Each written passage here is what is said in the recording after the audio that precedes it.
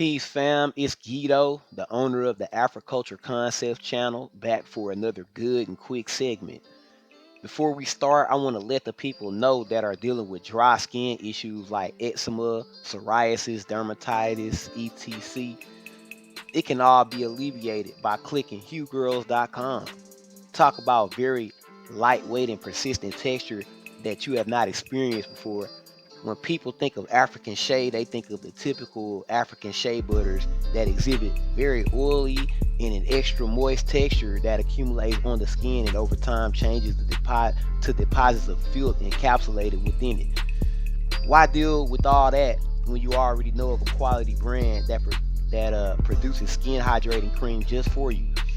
Take some time for self-care and click that link, HughGirls.com. If you're looking for testimonies, just go ask Brandon from Pan Africanism Strikes Back channel how good Hugh Girl's body butter is, and I promise he won't have anything negative to say about it. Now to the topic of our ongoing identity crisis, do I think the Moors were a black achievement?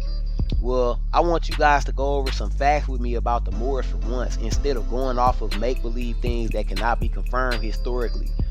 First off, I like to establish the fact that these brothers you see on these images have been seriously mistaken and they have been deceived to the utmost extent. Please, before considering to join yourself to these groups or identity cults, you need to take the time out to study for yourself. At least do that for yourself before attaching yourself to these claims. It seems that there has been some type of psyop to keep blacks from connecting with their black African relatives from the continent by aligning themselves with these false identities that make them estranged further from their actual selves by claiming to be non-African. What is funny about the claims of the Moors or the American Moors or whatever is that regardless of their skin color, historically, this historical militant Islamic group was based out of North Africa. So that makes the claim of the black Aboriginal Moorish Americans totally debunk itself. This Moorish identity code is based off of pure myth and not the truth. The reason why I say it is based off of myth is because mythology does have some truth to it, but in its totality, they are false and only made in order to push the narrative of those that created it. For example, in the Old Testament, the Israelites made it seem like Canaanites was Hamitic or African, but in actuality, Canaanites are Semitic people, and they are from the Levant. They are the original inhabitants of Israel. But if somebody just looking at it, they won't catch that. They won't catch that. Somebody that's just going over the surface. But somebody that knows Northwest Semitic languages and some of the history of the Levant, then they will understand that these are the same people and Israelites came from Canaanites. Okay? So with that being said, sometimes authors of stories, they push certain narratives in order to push their own narrative and to get you to think a certain kind of way. So let's be honest, man. Let's just be honest. That's what the Moors are doing. In this video, I will display some historical writing from North Africa that proves the Moors were not a race of people. One, they definitely were not exclusively black Africans. Two, but also they were actually Arabs and North Africans originally.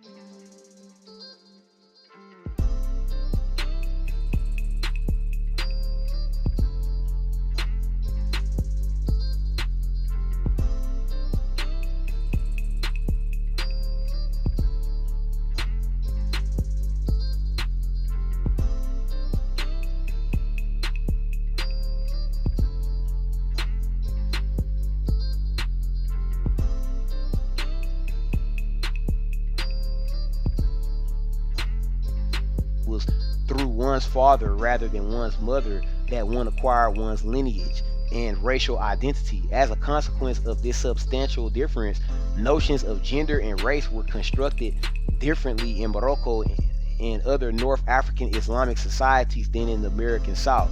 This difference can be seen in that many Moroccan rulers were sons of ex-slave black women but thought of themselves as Arabs and Sharif, descended from the Prophet Muhammad, hence a noble blood, which translates into an abstract virtue and a high social status. In fact, it was so common to be a ruler and a son of a concubine in Morocco that Moroccan historians sometimes emphasize the free status of the mother of the Sultan. Sultans Moulay Ismail, Moulay Abdurrahman, and Moulay Al Hassan were all offspring of black slaves who became royal Ummahat al-Alad. These black female slaves often became the matriarchs of the Sultan's household. That is, their offspring had a legal and social status that allowed them to stand as potential and indeed actual successors to the throne. For this reason, the Moroccan system of racial relations is in a way a curious kind of racialist model. It is useful to note that this kind of social structure was not unique to Morocco. The interplay of color, consanguinity, and social function. I didn't clip that part of the text, but this here shows, it shows how basically the peopling of this Moorish Islamic militant movement took place. The blacks, the so-called blacks, it was a couple blacks that might have looked black on the outside, but genetically they were Arab.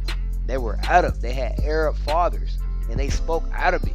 They seen themselves as Arab with black skin. The only black that was part of them was their maternal lineage. That's it, bro. That's it.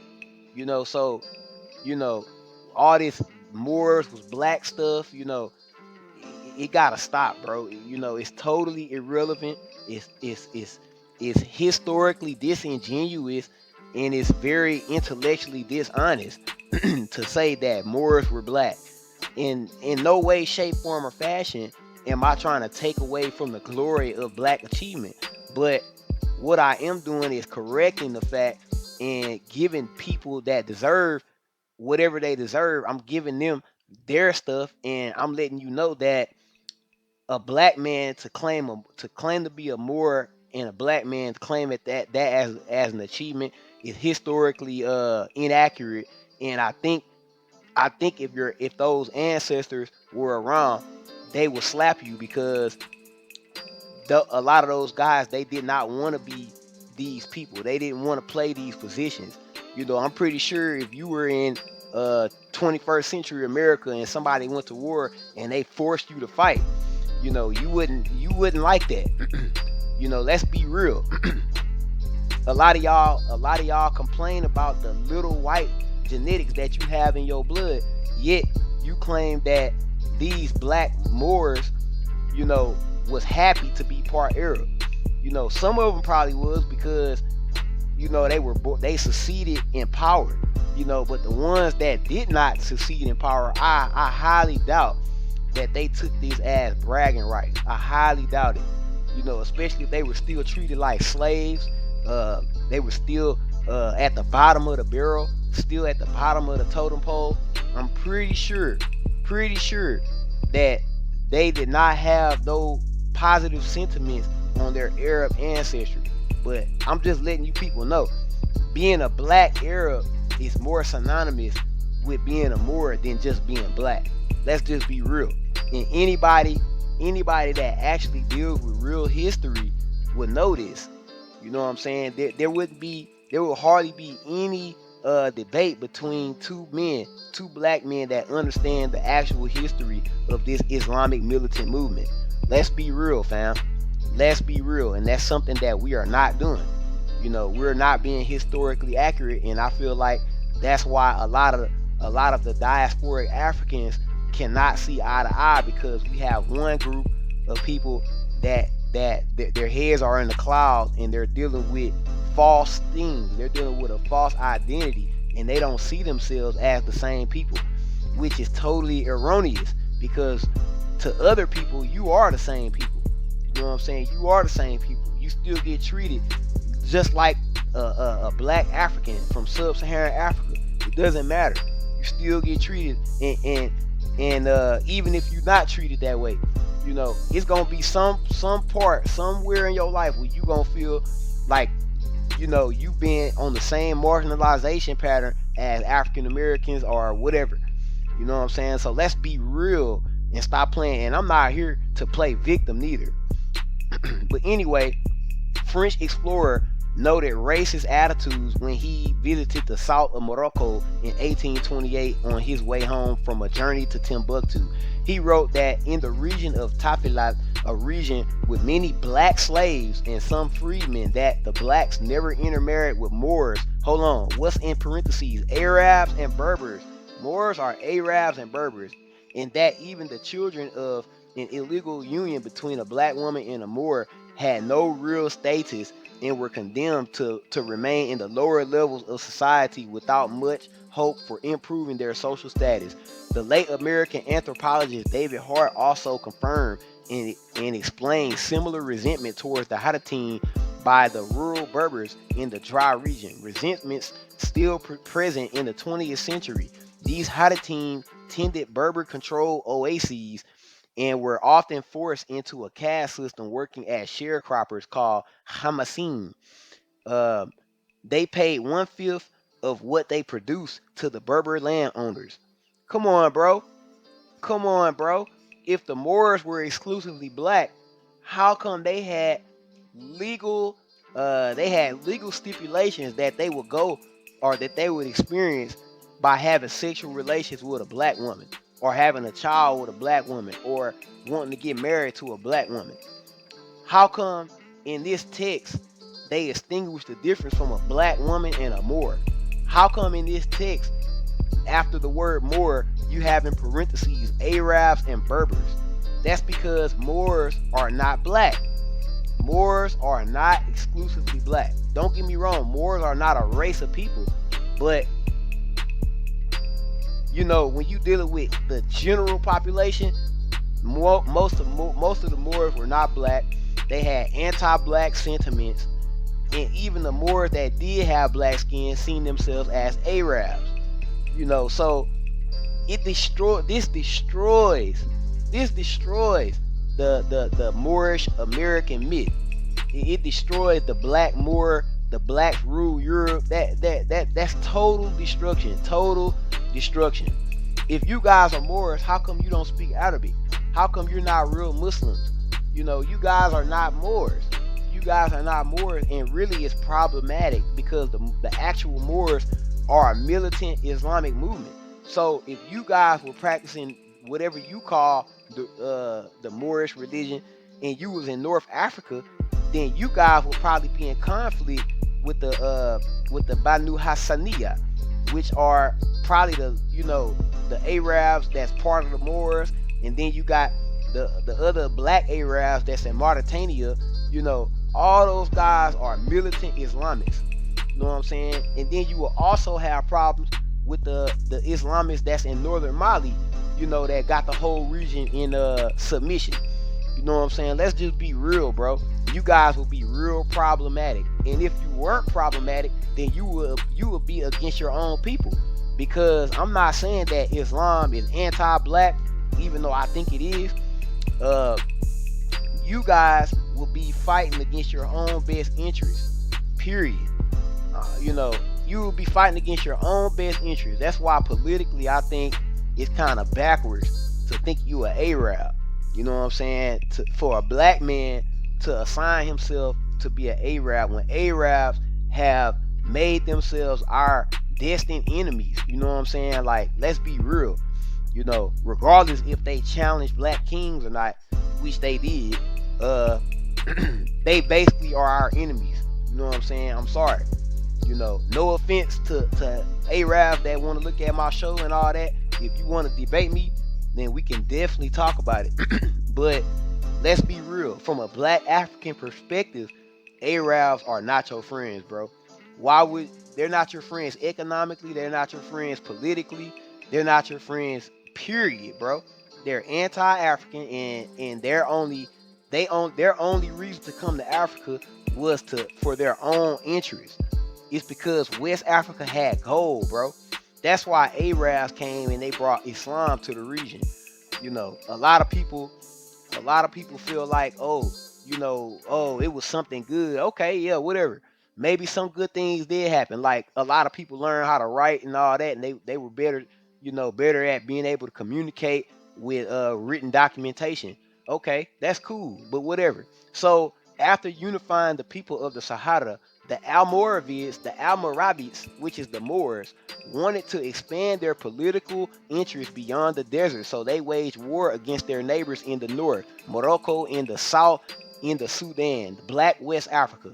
This is why I think Islam had a bad economic influence on West Africa. The Almoravids movement ensured the definitive Islamization of Saharan Berbers and greatly affected the southern Sahel region in the propagation of Islam among the black people beyond Tekrur, not only by sporadic militant activities, but more importantly by contact, trade, teaching, and intermarriage. It Now check this out. It also marked the shift of power of the Sahel region from the Ghana rulers to the Muslim Berber rulers. This why I think this is why I think claiming to be a Moor or whatever Islam, period, Islam has something to do with the economic downfall of Black West Africa. I'm sorry. I might have had some different views in the past, but this is the view that I think I'm gonna stick with, because even in the past I seen these things, and back then I chose to ignore them, which was very disingenuous on my end. So with that being said, I choose not to ignore them anytime anymore, and I want to bring out the facts. And I actually invite Black Muslims to come and leave their comments and let me know how they feel about it, and let me know about their view or perspective on Islam in Black West Africa. You know what I'm saying? I feel like it was a love-hate relationship. It was some good things that happened, and it was more bad things that happened, because it caused division and it caused the destruction of the black state, the black economic state.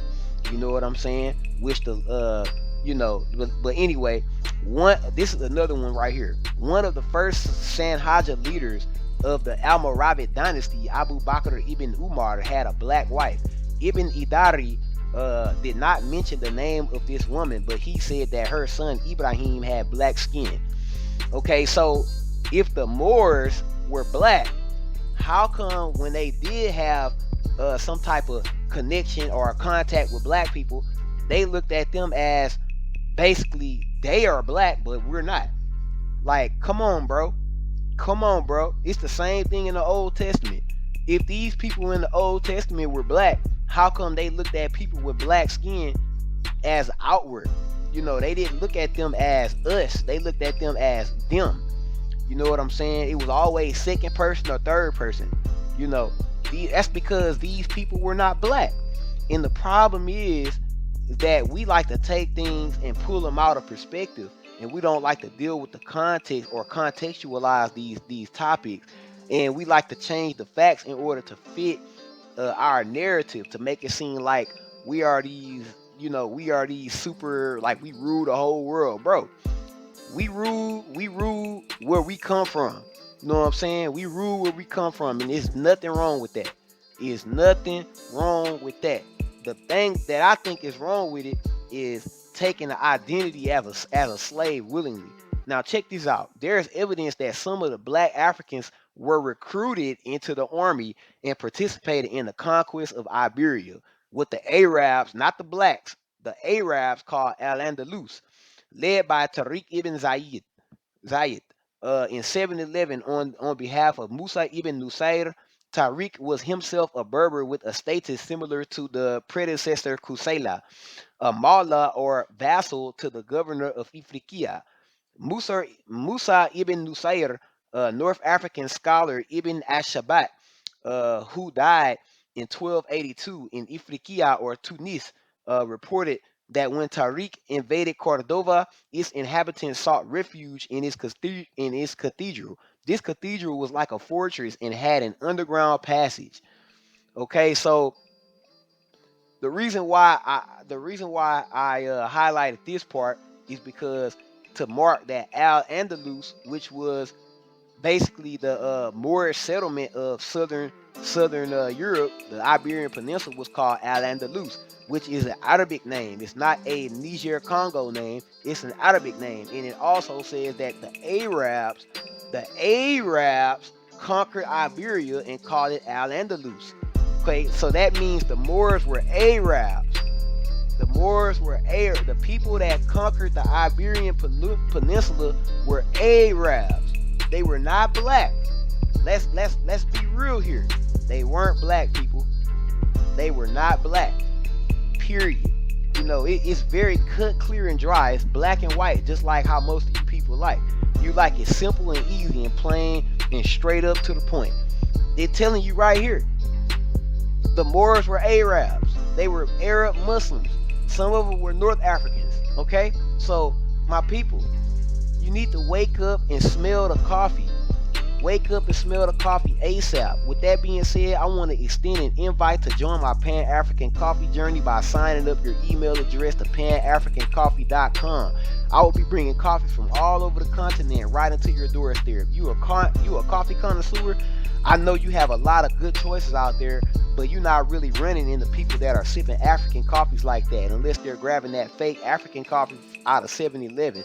This organic African coffee is roasted to perfection with that African touch. This coffee does not leave that nasty coffee aftertaste in your mouth like what you are used to either. Tell you what, for the first 5 people that sign up, they'll get a bag of finely ground Ethiopian Arabica coffee for 50% off, which is for a limited time only. The next 5 people will get a bag of Cafe Tuba for 30% off once they sign up. Don't miss this good offer and opportunity to bring a piece of the continent right to your doorstep. Click panafricancoffee.com and sign up today. But I'm all out, guys. I want to thank you for passing by. Have a good day. Peace.